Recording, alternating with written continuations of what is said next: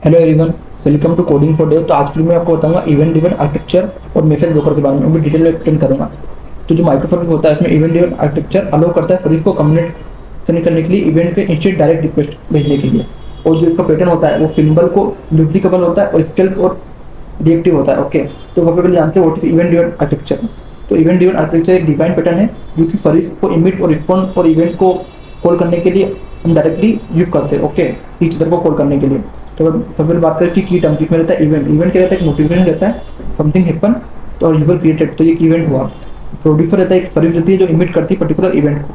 इसमें रहता है कंज्यूमर जो एक सर्विस को लिसन करता है पर्टिकुलर इवेंट पे। एक इसमें रहता है मैसेज ब्रोकर जो सिस्टम को राउट्स को स्टोर करता है और डिलीवर करता है पर्टिकुलर इवेंट। तो हम इवेंट का यूज क्यों करते हैं, तो इवेंट का बेनिफिट है कि यूज कपलिंग होती है, मतलब सर्विस क्या ईच अदर के बारे में जानती नहीं है।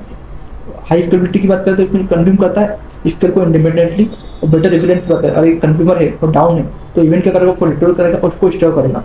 और बात करें रियल टाइम रिएक्शन की तो यूजफुल है नोटिफिकेशन एनालिटिक्स फॉर लॉगिंग के लिए। ओके, तो इसलिए इसका यूज करते हैं। अब बात करते हैं इवेंट फ्लो का एग्जांपल। ट्रेडिशनली ये टाइटली कपल होता था जिसमें हम ऑर्डर सर्विस को पे करते थे और फिर ईमेल सर्विस होती थी और फिर इन्वेंटरी सर्विस तक जाता था। लेकिन कुछ भी फेल होता था तो पूरी प्रोसेस ब्रेक हो जाती थी।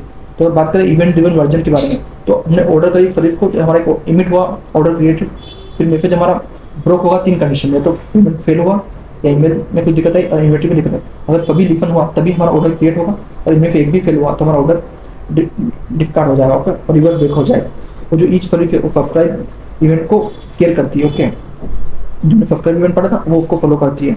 जो कॉमन मैसेज ब्रोकर्स होते हैं जैसे होता है रेबिट एमक्यू होता है, ये क्या करता है, इसका फीचर क्या है, क्यू बेस्ड है और ये लाइबर और रिटायर मैकेनिज्म होता है इसमें, जिसमें हमारा जो टास्क रहता है, टास्क क्यू रहते हैं और बैकग्राउंड जो रहती है हम इसमें यूज़ करते हैं। बात करते हैं काफ का भी, काफ का एक लॉग बेस्ड है और इसमें डिस्ट्रीब्यूशन का इसका हाई होता है और इसका थ्रूपुट भी बहुत हाई होता है। और इसमें क्या हम इवेंट स्ट्रीमिंग और एनालिटिक्स यूज़ करते हैं। बात करते हैं रेडिस और पबसब की बात करते हैं, तो ये लाइट वेट पबसब मैसेजिंग के लिए होता है और इसमें स्मॉल एप्स और फास्ट प्रोटोटाइपिंग के लिए इसका यूज़ करते हैं। बात करते हैं नेट्स, ये सिंपल और फास्ट क्लाउड नेटिव होता है, इसमें IoT लो लेटेंसी एप्स का हम यूज़ करते हैं। बात करते हैं जो अमेजोन का FNS और FQS होता है जो मैनेज करता है मैसेजिंग को AWS में, इसको हम यूज़ करते हैं क्लाउड नेटिव और स्केलेबल मैसेजिंग के लिए हम इसका यूज़ करते हैं। ओके, बात करते हैं जो सिंपल फ्लो होता है रेबिट क्यू का मॉडल है, इसमें पहले इसमें प्रोड्यूसर होता है जो ऑर्डर करता है सर्विस को पर्टिकुलर, फिर कंज्यूमर ईमेल सर्विस होता है जो क्या करता है पर्टिकुलर इवेंट को इवेंट सर्विस का यूज करता है जब हमारा ऑर्डर प्लेस हो जाएगा उसके बाद। ओके, तो जो मैसेज ब्रोकर है वो रेबिट क्यू हैंडल करता है ट्रांसपोर्ट इन बिटवीन, उन दोनों के बीच में ट्रांसपोर्ट को हैंडल करता है। अगर बात करें मैसेज पैटर्न का इवेंट आर्किटेक्चर में, तो जो पॉपअप होता है वो ब्रॉडकास्ट करता है मल्टीपल कंज्यूमर को, एग्जाम्पल जैसे नोटिफिकेशन लॉगिंग। और जो पॉइंट टू पॉइंट क्यू होता है वो सिंगल कंज्यूमर को हैंडल करता है मैसेज को, जो बैकग्राउंड जो प्रोसेसिंग होती है उसको। अगर इवेंट सोर्सिंग की बात करें तो स्टोर करता है स्टेट के चेंजेस को और सीरियस इवेंट्स को, तो अगर जिसे ऑडिटेबल रहता है सिस्टम की CRM को हैंडल करता है। तो बात करें कोर्स नहीं होता है, CQRF होता है, कमांड क्वेरी रिस्पॉन्सिबिलिटी फेडरेशन, ये सेपरेट करता है रीड और राइट इक्वेशन को, फिर हाई परफॉर्मेंस रिपोर्टिंग हो पाती है।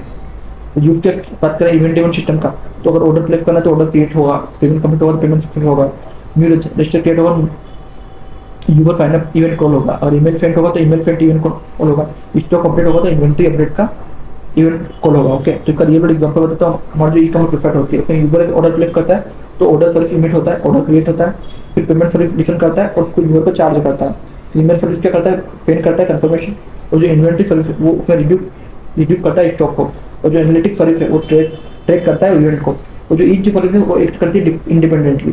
तो ये क्या करता है, सिस्टम को मोर रोबस्ट और स्केलेबल बनाता है। ओके, तो मैं आपको बात करूँ कि टूल जो हेल्प पाते हैं हमें बिल्ड करने के लिए इवेंट ड्रिवन सिस्टम, पहला आता है रेबिट एमक्यू जो मैसेज ब्रोकर के लिए यूज करते हैं, बिल्ड एमक्यू एजेंडा जेफ जो बैकग्राउंड जो बनने के लिए यूज करते हैं, फॉकेट डॉट आई जो रियल टाइम इवेंट डिलीवरी के लिए यूज करते हैं, और इवेंट ब्रिज AWS का जिसको हम राउटिंग को इवेंट राउटिंग को के लिए यूज करते हैं। नेक्स्ट GF इवेंट इवेंटर, ये हमारे नोड GF के इवेंट इवेंटर रेपर के लिए यूज करते हैं। ओके, तो बात करें इवेंट ड्रिवन चैलेंजेस जो में आते हैं, पहला चैलेंज होता है मिटिगेशन स्ट्रेटेजी में चैलेंज आता है।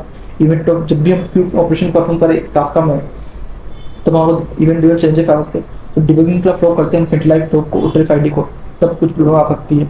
ओके, जब हम इवेंट डुप्लीकेशन करते हैं तो उसमें पोटेंट हैंडलर की प्रॉब्लम आ सकती है, और अगर हम मैसेज को ऑर्डर करेंगे तो उसमें पार्शियल और सीक्वेंशियल आईडी का प्रॉब्लम आ सकती है। डाटा कंसिस्टेंसी की बात करें तो इसमें हम इवेंचुअल कंसिस्टेंसी और फागा पे डिपेंड करता है। ओके, तो अगर मैं आपको पूरे वीडियो की समरी दूँ तो इसमें मैंने आपको एक्सप्लेन किया इवेंट ड्रिवन आर्किटेक्चर क्या होता है और इसमें मैसेज ब्रोकर क्या होते हैं। ओके, तो इसमें जो आर्किटेक्चर स्टाइल है वो लूजली कपल होता है और इवेंट बेस्ड होता है। मेन कंपोनेंट क्या है इसका, प्रोड्यूसर, इवेंट ब्रोकर और कंडीशनर। बेस्ट यूज केस क्या है, login, notification, workflow, analytics. Okay, और इसके जो कॉमन ब्रोकर्स क्या है, RabbitMQ, काफका, रेडिस, पबसब। और इसके बेनिफिट क्या है, स्केलेबल है और फॉल्ट टॉलरेंट है और असिंक्रोनस है। ओके, तो इस वीडियो में आपको कुछ भी डाउट है तो आप कमेंट कर सकते हो और इसी तरह के और वीडियो देखने के लिए कोडिंग फॉर डेव को सब्सक्राइब करो। Thank you for watching.